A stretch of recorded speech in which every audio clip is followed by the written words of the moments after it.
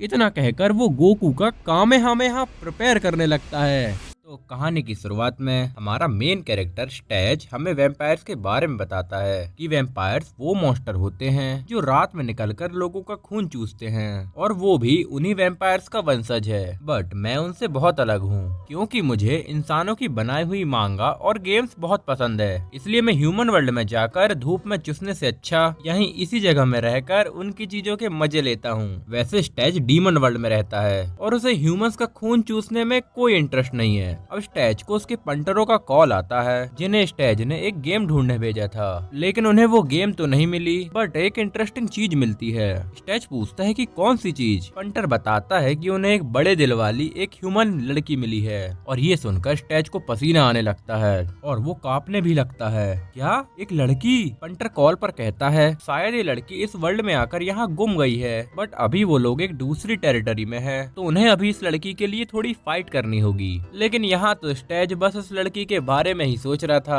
और पंटर को ऑर्डर देके कहता है जल्दी से उस लड़की को मेरे पास लेकर आओ, ये तुम्हारे टेरिटरी बॉस का ऑर्डर है। अब हमें पता चलता है कि डीमन वर्ल्ड में ढेर सारी टेरिटरीज होती हैं और उन्हीं में से एक टेरिटरी का बॉस स्टेज भी है। बट वो गोकू का बहुत बड़ा फैन है इसलिए उसे बॉस की तरह एक्ट करना बिल्कुल पसंद नहीं है। अब यहाँ स्टेज का दिल धड़कने लगता है क्योंकि वो पहली बार किसी ह्यूमन लड़की से मिलने जा रहा था और वो परेशान होने लगता है कि जब वो उससे मिलेगा तो उससे वो क्या कहेगा और क्या उसे मांगा पसंद आएगी, वीडियो गेम पसंद आएंगे या म्यूजिक पसंद आएगा। तभी उसकी नजर अपने कमरे में पड़ती है जो किसी कचरे के ढेर की तरह लग रहा था और उसे देखकर स्टेज और परेशान हो जाता है। खैर पंटर लोग उस लड़की को लेकर लिफ्ट से ऊपर आने लगते हैं। यहाँ स्टेज भी उससे मिलने के लिए अजीब सा लुक लेकर तैयार हो जाता है और उस लड़की को देखकर उसे कुछ कुछ होने लगता है तो जल्दी से स्टेज उसे बाहर भगाकर दरवाजा अंदर से बंद कर लेता है। यहाँ बाहर पंटर सोच रहे होते हैं कि क्या बॉस उस लड़की को अकेले ही खा जाएंगे। तभी उनकी नजर एक बंदे पर पड़ती है जो अपने डीमन प्लांट्स को बिना परमिशन के ही बेच रहा था। तो पंटर उसे डांट कर कहता है तुम्हें किसी की टेरिटरी में कुछ बेचने से पहले वहाँ के बॉस की इजाजत लेनी चाहिए। वो बंदा कहता है कि ठीक है तुम मुझे अपने बॉस से मिलवा दो।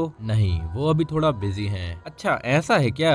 लगता है अब मुझे अपने तरीके से ही उनसे मिलना पड़ेगा और वो टेरिटरी में आतंक मचाने लगता है। यहाँ स्टेज उस लड़की से बात करने की कोशिश कर रहा था तभी उसे पंटर की कॉल आती है और वो उस प्लांट बॉय के बारे में सब बता देता है, लेकिन स्टेज नेटवर्क प्रॉब्लम का बहाना बनाकर फोन काट देता है। वो लड़की कहती है कि जरूर उन्हें कोई इम्पोर्टेंट काम होगा तो उसे अटेंड कर लो ना।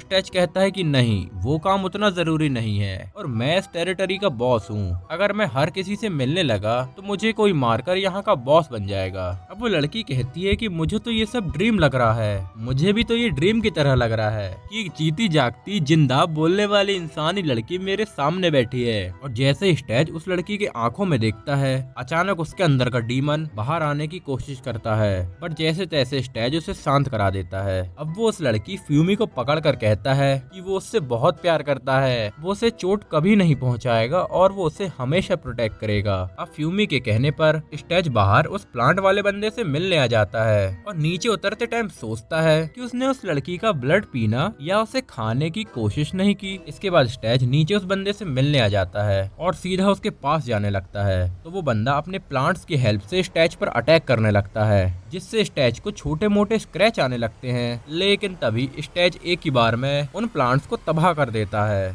जिसके बाद वो उस बंदे के हार्ट को दूर से ही गुब्बारे की तरह फोड़ देता है और सब लोग स्टेज की तारीफ करने लगते हैं। बॉस आज तो आप बहुत ताकतवर लग रहे हो, क्या आपने उस लड़की का ब्लड पिया है? नहीं मैं उसका खून नहीं पीना चाहता। और जैसे स्टेज वापस अपने कमरे में आता है वो देखता है कि उस बंदे के एक प्लांट ने फ्यूमी को खाकर उसकी हड्डियां बाहर निकाल दी है। स्टेज तुरंत उस प्लांट को तबाह कर देता है बट उसमें से सिर्फ फ्यूमी के कपड़े ही बाहर निकलते हैं। अब स्टेज फ्यूमी का स्कल पकड़कर उदास हो जाता है। तभी पीछे से फ्यूमी की आवाज आती है जो वहाँ बिना कपड़ों के बैठी थी। पंटर और स्टेज को लगता है कि शायद प्लांट ने सिर्फ उसके कपड़े ही खाए थे। तभी नग्न हालत में फ्यूमी कहती है पहले मुझे कोई मेरे कपड़े दे दो। स्टेज उस लड़की को देखकर कहता है कि अब उसे देखकर स्टेज को कुछ कुछ क्यों नहीं हो रहा है। पंटर कहता है कि शायद ये लड़की मरकर एक घोस्ट बन गई है क्योंकि इसके हेड पर एक ट्रायंगुलर मार्क आ गया है और इसलिए अब स्टेज को इससे अट्रैक्शन नहीं हो रहा है। अब स्टेज कसम खाता है कि वो फ्यूमी को वापस ह्यूमन बना के ही रहेगा। पहले मुझे मेरे कोई कपड़े तो दे दो।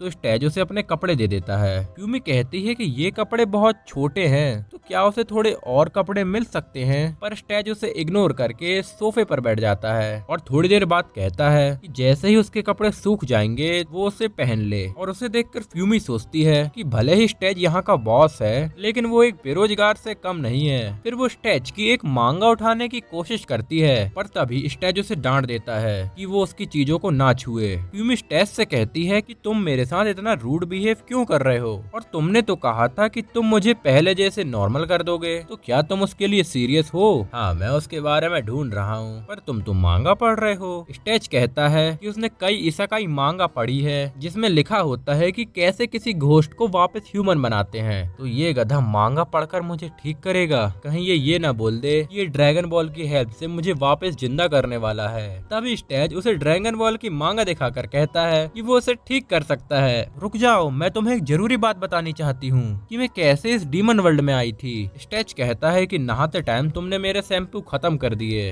अब मुझे इसे लेने जाना होगा। इसके बाद फ्यूमी स्टेज को एक मिरर के पास लेकर जाती है और कहती है कि वो इसी मिरर के थ्रू इस वर्ल्ड में आई थी। स्टेज बताता है कि ये एक ब्लैक कर्टेन है जिसका यूज स्पेस में कहीं भी जाने के लिए किया जाता है, और इसे बनाने के लिए एक स्पेशल टाइप के मैजिक की जरूरत पड़ती है, और उसने भी इसे पहली बार ही देखा है। अब फ्यूमी कहती है कि वो अकेले ही ह्यूमन वर्ल्ड में जाकर खुद का सॉल्यूशन ढूंढ लेगी। स्टेज उसे इग्नोर करके कहता है कि जिसने भी इस ब्लैक कर्टेन को कास्ट किया है जरूर वो ह्यूमन वर्ल्ड में गया है, इसलिए वो भी उसके साथ ह्यूमन वर्ल्ड जाएगा। पर तुम्हारे शैम्पू का क्या? शैम्पू को छोड़ो, मैं तो बस ह्यूमन वर्ल्ड जाना चाहता हूँ, जहाँ से ढेर सारी गेम्स, मांगा और बहुत सारी इंटरेस्टिंग चीजें मिलेंगी। लेकिन वो वहाँ जाने से पहले कुछ चेक करना चाहता है। इसके बाद वो लोग थर्ड आई कैफे आ जाते हैं, और नाम की तरह ही यहाँ 3 आंख वाली डीमन और एक 3 आंखों वाला क्रिएचर मामे जीरो होता है, जिसे मैं एक्सप्लेनेशन में मामे कहूंगा। और मामे स्टेज को कहता है कि वो फिर से उनका टाइम वेस्ट करने आ गया, पर स्टेज उससे वहाँ 2 जिंजर ड्रिंक्स मांगता है। यहाँ फ्यूमी कहती है कि स्टेज ने अभी तक उसके कपड़े नहीं दिए, ह्यूमन वर्ल्ड में लोग उसे देखकर क्या कहेंगे।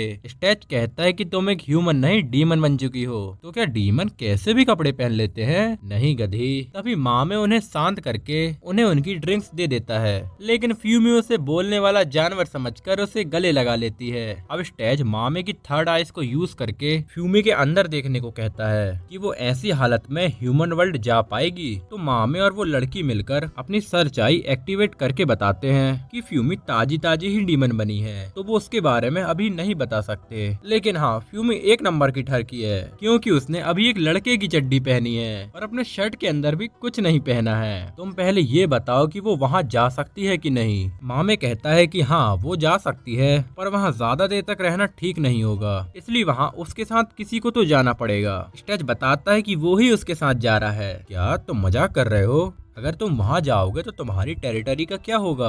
बाकी टेरिटरी के बॉस यहाँ हमला कर सकते हैं। तभी पंटर वहाँ एक बंदे योशिदो को लेकर आता है, जो किसी का भी रूप ले सकता है। स्टेज कहता है कि वो बॉस की पोस्ट से रिजाइन दे रहा है, इसलिए आज से यहाँ का बॉस योशिदा है। और अब जब तक स्टेज वहाँ रहेगा, योशिदा उसका रूप लेकर यहाँ बॉस बन के रहेगा, और इसी खुशी में वो लोग पार्टी करने लगते हैं। यहाँ स्टेज एक बारी में ढेर सारी पी के सूसू करने चला जाता है, और उसके जाने के बाद फ्यूमी पंटर से पूछती है कि क्या स्टेज हमेशा से ही ऐसी ही लापरवाही करता है, और क्या वो मुझे वापस ह्यूमन बना पाएगा? पंटर कहता है कि जो बॉस बोलते हैं वो बॉस करते हैं, और जो बॉस नहीं बोलते वो बॉस नहीं करते, और इसी कारण वो लोग टेरिटरी में चौड़ से घूमते हैं। अब स्टेज और फ्यूमी दोनों उस ब्लैक कर्टेन के पास आकर पोर्टल को फ्यूमी के घर खोल देते हैं, और उसके साफ सुथरे कमरे को देखकर स्टेज कहता है कि तुम इस जेल में कैसे रह सकती हो, यहाँ तो करने के लिए कुछ है ही नहीं। फ्यूमी कहती है कि उसे साफ सुथरा कमरा बहुत पसंद है, वो डेली स्कूल जाती है, घर आके पढ़ती है और फिर अपना कमरा साफ करके सो जाती है।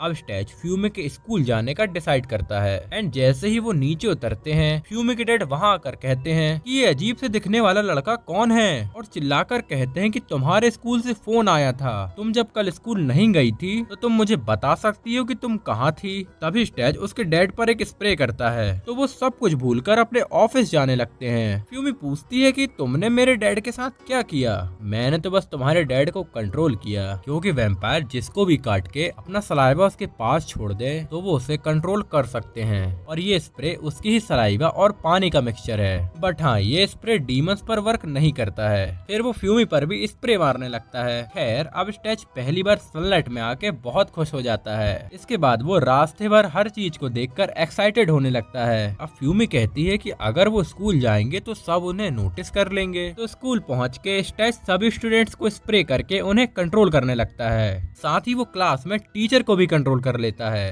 अब क्लास में बैठकर फ्यूमी को लगता है कि स्टेज के स्प्रे करने के कारण वो बिना कोई परेशानी के ह्यूमन वर्ल्ड में नॉर्मल लाइफ जी सकती है। बट तभी स्टेज वहां आकर फ्यूमी से कहता है कि तुम नीचे से धीरे धीरे गायब हो रही हो। फ्यूमी कहती है कि तुम्हारे कहने का मतलब क्या है, और जैसे ही फ्यूमी खुद को देखती है तो उसके हाथ पैर तो गायब होने लगते हैं। और यहाँ फ्यूमी के कमरे में उस पोर्टल से एक राइस बॉल निकल के आता है। एंड यहाँ फ्यूमी स्टेज से कहती है कि वो डिसअपियर नहीं होना चाहती। अब स्टेज को मामे की बात याद आती है कि उसने कहा था कि फ्यूमी ज्यादा देर तक ह्यूमन वर्ल्ड में नहीं रह सकती है। तो स्टेज अपनी फिंगर से ब्लड निकालकर फ्यूमी को लिक करा देता है। एंड जैसे ही फ्यूमी वैम्पायर ब्लड कंज्यूम करती है वो वापस से नॉर्मल हो जाती है। और स्टेज के ब्लड की मैजिकल पावर इतनी ज्यादा स्ट्रॉन्ग थी कि फ्यूमी की बॉडी गर्म होने लगती है और वो वही बेहोश हो जाती है। अब स्टेज स्कूल में घूमते हुए सोच रहा था कि जैसे ही वो फ्यूमी को वापस ह्यूमन बना देगा तब वो उसका सारा खून पी के उसे वापस से मम्मी बना देगा।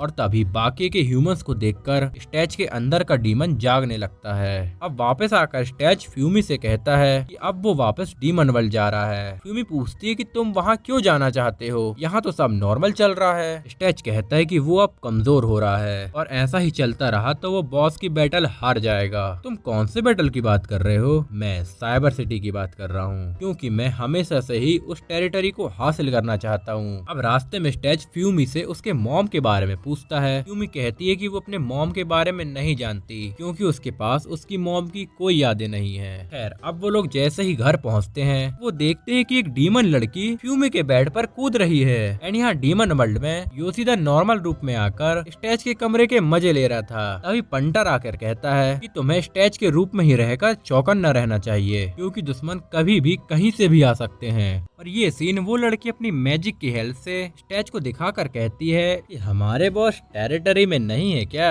और खुद को इंट्रोड्यूस करके कहती है कि मेरा नाम हाइड्रा बेल है और ये ब्लैक कर्टेन मेरा ही है। स्टेज कहता है कि तुमने जानबूझकर हमें ब्लैक कर्टेन यूज करने दिया ताकि तुम मेरी टेरिटरी को हासिल कर सको। लेकिन बेल उसकी बात को इग्नोर करके राइस केक खाने लगती है। और फिर बेल अपने बारे में बताती है कि वो स्पेस मैजिक को यूज करके दूसरी जगह पर जाके ट्रेजर्स ढूंढती है, और अब वो ह्यूमन वर्ल्ड में एक ट्रेजर ढूंढने आई है। एंड अब वो सीरियस होकर कहती है कि तुम लोगों ने बिना मेरी परमिशन के मेरे ब्लैक कर्टेन को यूज किया था, इसमें तुम्हारी ही गलती है। तुमने ही वहाँ ये खुला छोड़ दिया था और मेरा तो उसे यूज करने का कोई मन नहीं था। बेल कहती है कि वो सब मुझे नहीं पता, अब तुम मुझे उसे यूज करने के 3 करोड़ येन दोगे, और तुम तो 2 लोग हो तो उसके 6 करोड़ लगेंगे। मेरे पास तो एक ढेला नहीं है। ठीक है, तो मैं लोगों को बता दूंगी कि वहाँ का टेरिटरी बॉस अभी वहाँ नहीं है। अब स्टेज जैसे ही उसे कुछ कहने जाता है, बेल उसे एक मैजिकल फ्रेम की हेल्प से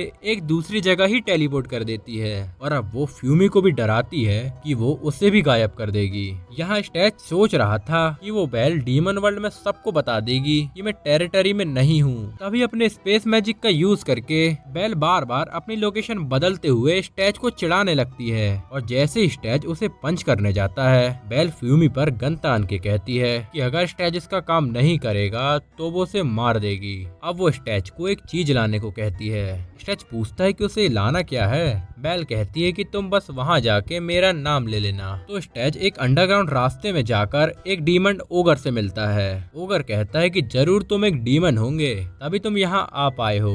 स्टेज उससे पूछता है कि एक डीमन ह्यूमन वर्ल्ड में कर क्या रहा है। ओगर बताता है कि वो ह्यूमन वर्ल्ड में एक डीमन क्लोथिंग स्टोर चलाता है। अब स्टेज उससे कहता है कि उसे एक लड़की ने यहाँ कुछ सामान लेने भेजा है। ओगर समझ जाता है कि उसे बेल ने भेजा है, तो वो उसे एक सीक्रेट रूम ले जाता है। यहाँ बेल उस ब्लैक कर्टेन को ओपन करने की कोशिश करती है, बट वो ऐसा कर नहीं पाती। फ्यूमी पूछती है कि क्या हो गया, तुम उसे खोल क्यों नहीं पा रही हो। बेल बताती है कि इस ब्लैक कर्टेन को यूज करने से पहले ही किसी ने इसको खोल दिया था, एंड जिसने भी उसे खोला था वो अब इसे लेकर भाग गया है। फ्यूमी पूछती है कि इसे चुराया किसने था। बेल कहती है कि उसे ये तो नहीं पता कि ये किसने चुराया है, लेकिन जिसने भी इसे चुराया होगा पक्का वो बहुत पावरफुल डीमन है, और जैसे ही मैं उसे ढूंढ लूंगी मैं तुरंत उसे पकड़कर उससे शादी कर लूंगी। यहाँ ओगर स्टेज को उसका सामान दिखा देता है, जो सबके पापा यानी कि जैक की चड्डी होती है। ओगर बताता है कि ये एक प्रीमियम चड्डी है जो कई सेंचुरी से डीमंस पहन रहे हैं, लेकिन ये आज तक नहीं फटी। अब ओगर कहता है कि अगर तुम्हें ये चाहिए तो तुम्हें साबित करना होगा कि तुम इसके लायक हो। ये कहकर वो स्टेज को एक पंच मार के दूर गिरा देता है। स्टेज खड़े होके कहता है कि उसे ये फालतू की चड्डी नहीं चाहिए, जिसे सुनकर ओगर भड़क जाता है और स्टेज पर एक पावरफुल पंच मारने जाता है। तभी स्टेज अपनी मैजिकल पावर से उस पंच को रोक देता है और ओगर को धीरे से मुक्का मारकर नॉकआउट कर देता है। एंड तभी वहाँ बेल आकर कहती है कि उसे भी ये अजीब सी चड्डी नहीं चाहिए, वो तो बस स्टेज का टेस्ट लेना चाहती थी कि स्टेज आखिर कितना पावरफुल है। स्टेज कहता है कि तुम्हें ये बात पहले बतानी थी ना,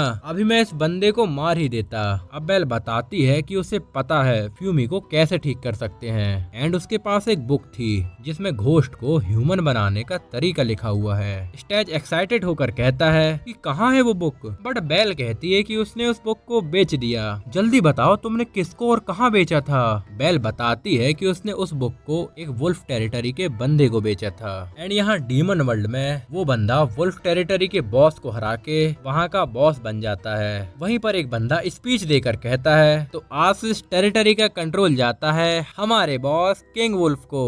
तो वुल्फ उसे लात मार कर कहता है मैंने तुझे कहा था ना कि यहाँ कोई फालतू की स्पीच मत देना, मैंने यहाँ अभी सब कुछ कंट्रोल में नहीं किया है। और यहाँ ह्यूमन वर्ल्ड में जैसे ही स्टेज उस बंदे का नाम सुनता है वो बेल से कहता है कि वो उस बंदे को जानता है, हम दोनों चाइल्डहुड फ्रेंड्स थे। बेल कहती है ये तो अच्छी बात है, तुम जल्दी से वहाँ जाके उस बुक को ले लो, ये इतना भी आसान नहीं है क्योंकि अब हम दोनों टेरिटरी के बॉसेस हैं। अब यहाँ बेल स्टेज को गुस्सा दिला देती है, तो गुस्से में आकर स्टेज बेल को एक पंच मारता है। दूसरी तरफ थर्ड आई कैफे में पंटर और बाकी लोग पार्टी कर रहे थे, जहाँ मामे को चढ़ जाती है और वो कहता है कि योशिदा अच्छी तरीके से बॉस का रोल निभा रहा है, इसलिए अब उसे ही स्टेज की जगह ले लेनी चाहिए। और तभी अचानक वहाँ बेहोशी की हालत में स्टेज आ जाता है और फिर वो उठकर मामे की एक पंच में सारी उतार देता है और हमें पता चलता है कि स्टेज ने जो बेल को पंच मारा था उसे बेल ने अपने मैजिक से स्टेज को ही लगवाकर यहाँ टेलीपोर्ट कर दिया था।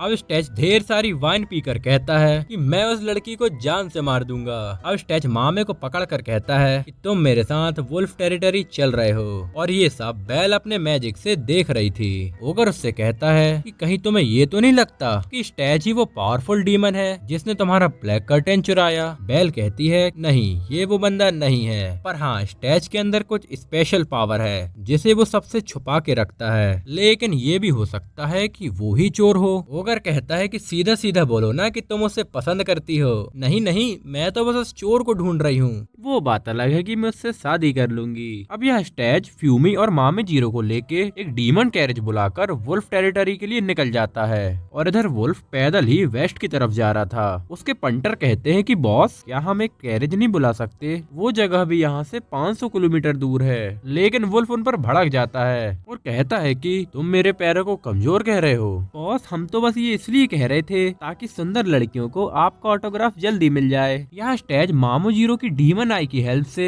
वुल्फ की लोकेशन का पता लगा लेता है, लेकिन वो लोग तो बिना रुके ही वुल्फ की तरफ बढ़ने लगते हैं। तभी वुल्फ आते हुई कैरेज को बीच से काट देता है, लेकिन स्टेज फ्यूमी के साथ सेफली उतर जाता है। हे, बहुत दिन बाद मिले वुल्फ बॉय, सिर्फ तुम में ही इतनी हिम्मत है जो मुझे इस नाम से बुलाता है। अब ये दोनों लड़ने के लिए अपना हाथ उठाते हैं। सबको लगता है कि इन दोनों के बीच अब फाइट होने वाली है, लेकिन ये दोनों दोस्तों की तरह एक दूसरे से हाथ मिला रहे थे। अब स्टेज वुल्फ से उस बुक के बारे में पूछता है तो वुल्फ बताता है कि उसके पास तो ऐसी कोई बुक नहीं है, शायद किसी ने उसे गलत इन्फॉर्मेशन दी है। तो स्टेज उससे कहता है कि तुम तो यहाँ के बॉस हो, तो मुझे उस बुक को ढूंढने में हेल्प कर सकते हो। मगर वुल्फ कहता है कि वो अब यहाँ का बॉस है, तो ये छोटे मोटे काम वो नहीं करेगा। और स्टेज को पता था कि वुल्फ ऐसा ही कुछ कहने वाला है, तो वो उससे शर्त लगाता है कि वो लोग एक गेम खेलेंगे और अगर स्टेज उसमें जीत जाता है तो वुल्फ को उसकी हेल्प करनी पड़ेगी, एंड अगर वो हारता है तो वो उसे फ्यूमी को दे देगा। वुल्फ फ्यूमी को देखकर कहता है कि ये मेरे टाइप की तो नहीं है पर मुझे चलेगी, और वुल्फ की शक्ल देखकर फ्यूमी को उल्टी आ जाती है। वुल्फ स्टेज से पूछता है क्या मैं इतना खराब दिखता हूँ? तो स्टेज उससे झूठ कह देता है कि जब भी वो खुश होती है तो वो ऐसा ही करती है। एंड यहाँ योशिदा स्टेज के गेम खेलते हुए गलती से उसका फेवरेट टॉय तोड़ देता है और उसकी फटने लगती है कि स्टेज उसका क्या हल करेगा।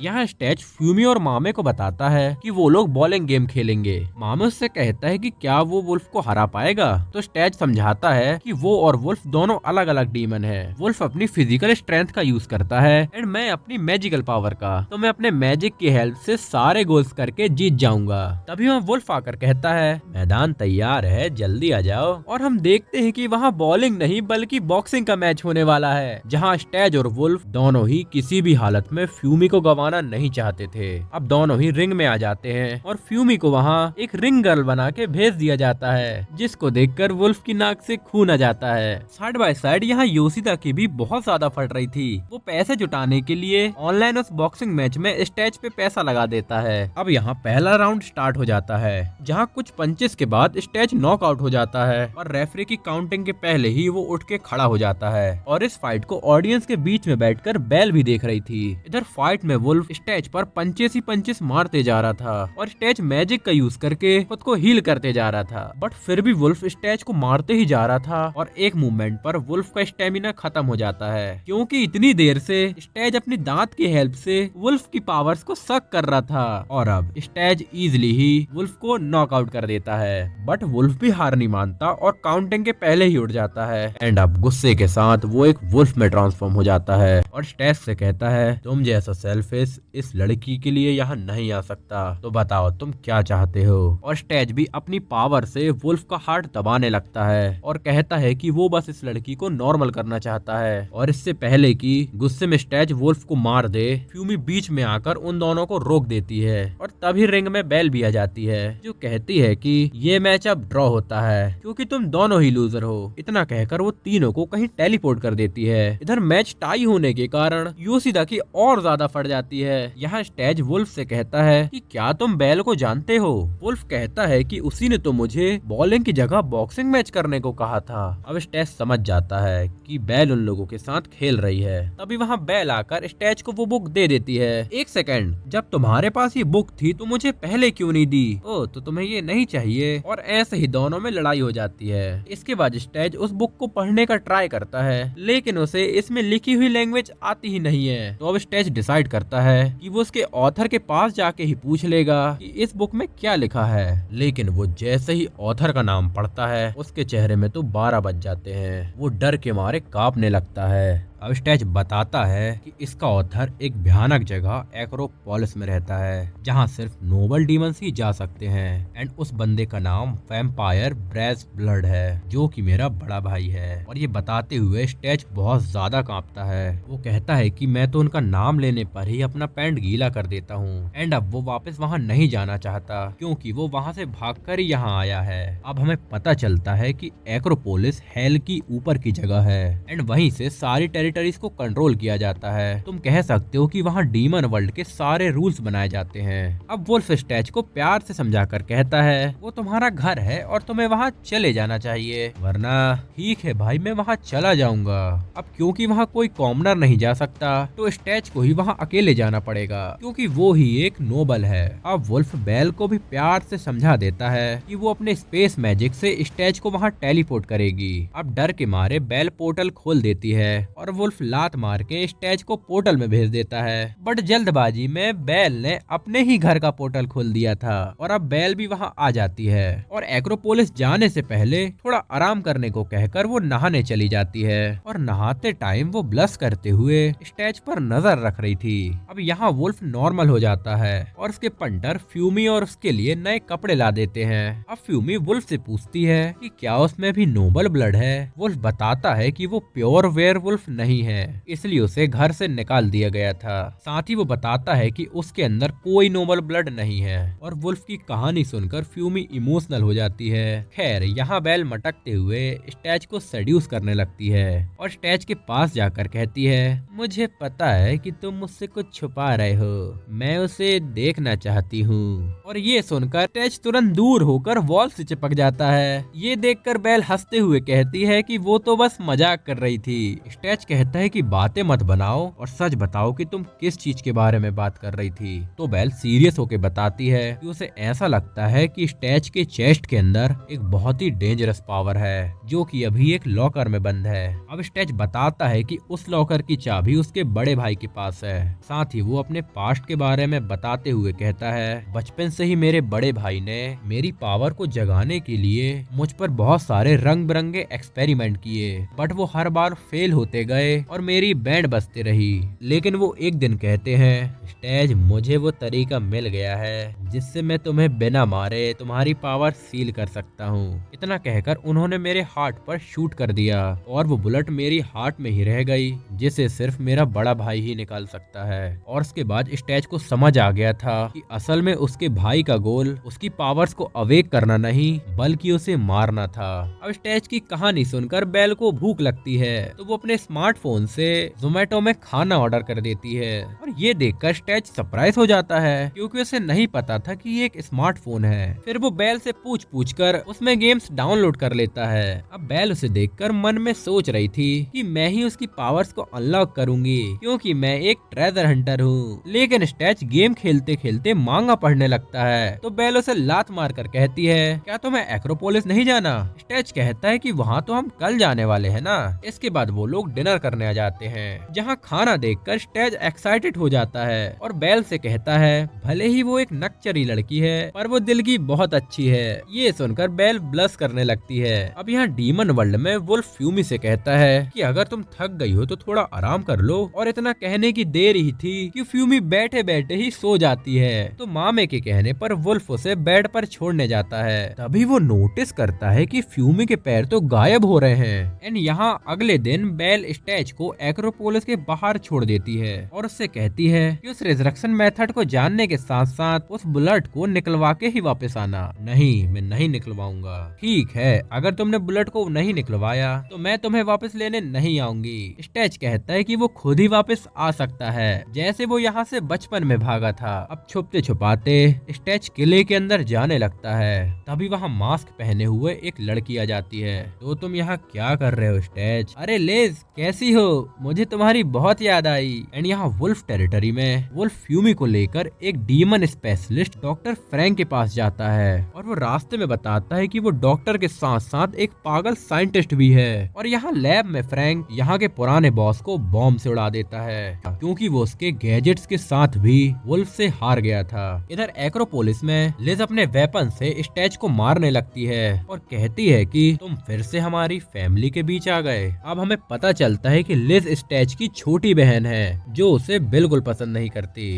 एंड अब लिज स्टैच को एक मैजिकल सर्कल में फंसाकर उस पर अपने मैजिक से एक बहुत बड़ा अटैक करती है जिससे स्टैच जमीन के अंदर एक जेल में बंद हो जाता है। और जो ये लिज है वो यहाँ की जेलर है। अब स्टैच बहुत कोशिश करता है बट वो यहाँ से बाहर नहीं निकल पाता। लेकिन तभी उसकी नजर वहाँ लगे हुए एक रेड बटन पर पड़ती है और वो जैसे ही उसे दबाता है पीछे से एक रास्ता खुल जाता है और सिस्टम से आवाज आती है कि कैदी नंबर 207 ने चैलेंज एक्सेप्ट किया। एंड अब चैलेंज में दो बंदे मिलकर स्टैच को बहुत मारते हैं और फिर वो लिज के कहने पर उसे वापस जेल में डाल देते हैं। यहाँ वुल्फ टेरिटरी में वुल्फ फ्रैंक के पास पहुंचकर फ्यूमी के बारे में बताता है, तो फ्रैंक उसे चेक करके कहता है कि फ्यूमी की बॉडी में अब वैम्पायर का ब्लड यानी कि उसका मैजिक आ गया है एंड जितना उसने ब्लड पिया था वो अब खत्म हो रहा है, इसलिए उसे अब और वैम्पायर मैजिक की जरूरत है। लेकिन अब इसने एक और डोज लिया तो इसके अंदर स्टैच की सारी पावर्स आ जाएंगी और ये भी एक वैम्पायर बन जाएगी। वुल्फ गुस्से में पूछता है कि अगर ये स्टैच की सारी पावर ले लेगी तो स्टैच तो मर जाएगा ना। फ्रैंक कहता है कि नहीं, वो नहीं मरेगा बल्कि वो इस लड़की की बॉडी में जिंदा रहेगा। साथ ही वो बताता है कि ये ही एक रास्ता है इसको बचाने का, वरना ये धीरे धीरे गायब हो जाएगी। यहाँ जेल में स्टैच फिर से उस बटन को दबा देता है और बार बार पिटकर वो वापस से बटन दबा देता है और स्टैच को सजा देकर लिज आराम से कॉफी पी रही थी। पर तभी वहाँ ब्रेज आ जाता है। तो तुम मुझे देखकर सरप्राइज क्यों हो गई? क्या तुम मुझसे कुछ छुपा रही हो? लिज कहती है नहीं भाई, वो तो बस ये कॉफी बहुत गर्म है। साथ ही वो बताती है कि यहाँ एक घुस बैठिया आया था जिसे उसने जेल में बंद कर दिया है। ब्रेस कहता है कि अगर वो घुस बैठिया था तो तुम उसे जेल में डालने की जगह मार भी सकती थी ना। जल्दी से मुझे सच बता दो, मैं गुस्सा नहीं करूंगा। तभी वहाँ चैलेंज वाला बंदा आके कहता है कि जो नया प्रिजनर है वो उसे मार मार के थक गए हैं। ये सुनकर लिज के साथ ब्रेस भी उस नए प्रिजनर से मिलने आ जाता है और जैसे ही ब्रेस देखता है कि वो तो उसका भाई स्टैच है, वो गन निकालकर उसे शूट कर देता है। पर असल में वो मैजिक बुलेट्स होती हैं जिससे बेहोश हुए स्टैच को होश आ जाता है। साथ ही उस बुलेट का डैमेज अब वापस हील हो जाता है एंड उन दोनों को बातें करते हुए देखकर लिज जलने लगती है और उन दोनों डीमंस को जला के खत्म कर देती है और अब वो स्टैच को मारने के लिए अपना मैजिक कास्ट करती है। ब्रेज उससे कहता है कि तुम अभी छोटी हो और भूलो मत, ये तुम्हारा भाई है जो तुमसे भी पावरफुल है। इतना कहकर वो लिज का मैजिक न्यूट्रल कर देता है। अब लिज ब्रेस से कहती है कि वो कभी उससे प्यार नहीं करते, हमेशा स्टैच से ही प्यार करते हैं और जब से स्टैच यहाँ से गया है वो उसे इग्नोर करके हमेशा स्टैच की फोटोज देखते थे। साथ ही वो मैजिक स्फीयर से उस पर नजर भी रखते थे।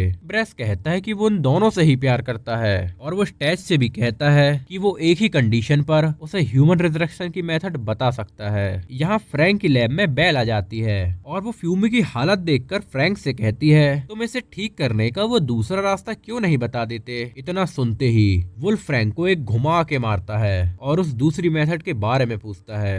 बेल बताती है कि अगर वो फ्यूमी के अंदर से वैम्पायर ब्लड को निकाल के उसे नॉर्मल घोस्ट बना दे तो काम बन जाएगा। फ्रैंक कहता है कि उस मेथड में बहुत टाइम लगेगा एंड अभी वो एक बहुत बड़ी प्रॉब्लम में है। उसने कुछ ऐसा बनाया है जो डीमन वर्ल्ड के लिए खतरा बन गया है। यहाँ ब्रेज भी स्टैच को बताता है कि उसने 3 दिन पहले एक आर्टिफिशियल डीमन नंबर 9 को देखा है जो सारे डीमंस को खत्म करने में लगा हुआ है। साइड बाय साइड फ्रैंक भी बताता है कि उसने अलग अलग डीमंस के बॉडी पार्ट्स को मिला के एक आर्टिफिशियल डीमन अकिम को बनाया था, बट और पावरफुल होने के लिए वो स्पेस मैजिक का यूज करके वहाँ से गायब हो गया और उसे स्पेस मैजिक यूज करते हुए देखकर फ्रैंक भी हैरान हो गया था। एंड अब फ्रैंक की बात सुनकर वुल्फ फ्रैंक से डील करता है कि वो फ्यूमी को ठीक कर दे जब तक वो अकिम को हरा देगा। फ्रैंक कहता है कि उसे हराना इतना आसान नहीं है, तुम उसकी चिंता मत करो, मैं ऐसे ही यहाँ का बॉस नहीं बना हूँ। तो फ्रैंक उससे एक काउंटर डील करता है कि तुम्हारे पास आधा दिन है, जैसे ही तुम उसे हरा दोगे मैं फ्यूमी को ठीक कर दूंगा और जब तक मैं इसे ये पोशन देकर जिंदा रखूंगा। और वो एक पोशन देकर अभी के लिए उसे नॉर्मल कर देता है, लेकिन उसे ये टाइम टू टाइम फ्यूमी को देते रहना पड़ेगा।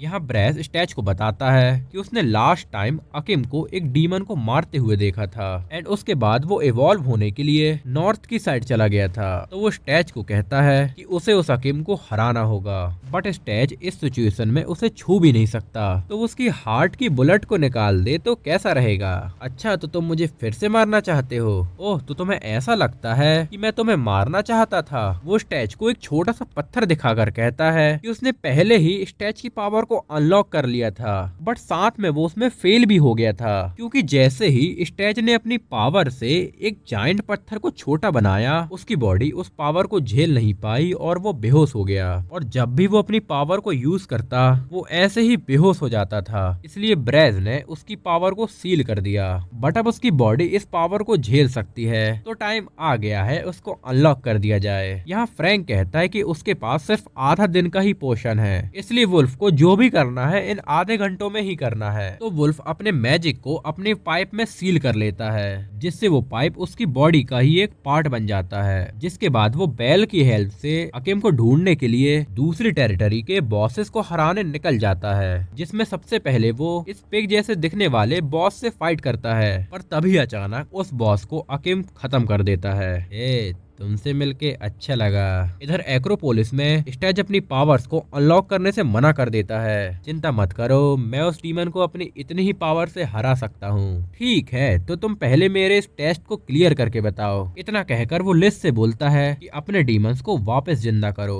और अब स्टेज को उन्हें मारने का ऑर्डर देता है। बट स्टेज ऐसा कर ही नहीं पाता। तो फाइनली ब्रेस एक चुटकी बजाकर स्टेज के हार्ट से उस बुलेट को बाहर निकाल देता है, जिससे स्टेज इतना पावरफुल हो जाता है कि बिना हाथ लगाए वो उन डीमंस को खत्म कर देता है। अब ब्रेस स्टेज से कहता है कि जैसे ही वो अकीम को हराएगा वो उसे ह्यूमन रिजरेक्शन की मेथड बता देगा। ठीक है, तो डील पक्की। इतना कहकर स्टेज अपनी मैजिक की हेल्प से वहाँ से चला जाता है, और इधर वुल्फ सीधा अकीम पर हमला कर देता है। बट अकीम उससे डॉज करके अपनी एक सर्कल रिंग को उसकी तरफ फेंकता है, जिससे वो अपना हाथ निकाल के वुल्फ को पकड़ने की कोशिश करता है। पर वुल्फ तुरंत उसका हाथ मोड़कर कहता है, मैंने पहले भी ट्रिक देख चुकी है। अब अकीम हंसते हुए कहता है, तुम्हारा कौन सा पार्ट मुझे लेना चाहिए। और जैसे ही वुल्फ फिर से उस पर अटैक करता है, अकीम अपने टूटे हुए हाथ से ही वुल्फ को दूर फेंक देता है, और हमें पता चलता है कि ये अकीम की रियल बॉडी नहीं है। वो तो बस इस बॉडी को अपने मैजिक से कंट्रोल करता है, और इसका रियल फॉर्म अभी तक किसी ने नहीं देखा।